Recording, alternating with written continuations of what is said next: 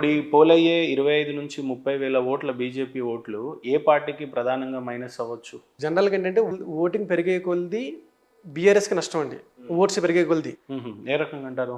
ఇది ఎలాగంటే split చేసేస్తారండి. Anti incumbency voting వ్యతిరేక ఓటు స్ప్లిట్ అయిపోద్ది. మీకు బెస్ట్ ఎగ్జాంపుల్ చెప్తాను.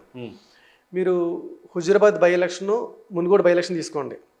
హుజూరాబాద్ బై ఎలక్షన్లో మెయిన్ కంటెస్ట్ బీఆర్ఎస్ బీజేపీ. అక్కడ కాంగ్రెస్ కంటెస్ట్ చేస్తే 3,000 ఓట్లు వచ్చినాయండి.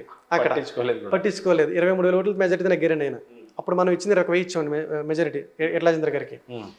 23,000 వచ్చినాయి ఓట్లు. అక్కడ కాంగ్రెస్ నిల్ అయిపోయింది. అప్పుడు అపోజిషన్ పార్టీకి ప్లస్ అయింది. Next Munugode, coming to Munugode రండి. మునుగోడు బై ఎలక్షన్లో అదే నేపథ్యం కూడా రిజైన్ చేసి బయట రావడమే. బీజేపీ బీఆర్ఎస్ అక్కడ విషయం వచ్చేటప్పటికి అక్కడ 11% ఓట్ షేర్ అండి కాంగ్రెస్ది, శ్రావంతి గారిదండి. ఇంచుమించుగా 22,000 ఓట్లు పోలేనండి ఆవిడకి. మైనస్ అయింది అంటే అక్కడ బీజేపీ ఓడిపోయింది 10,000 ఓట్లతో.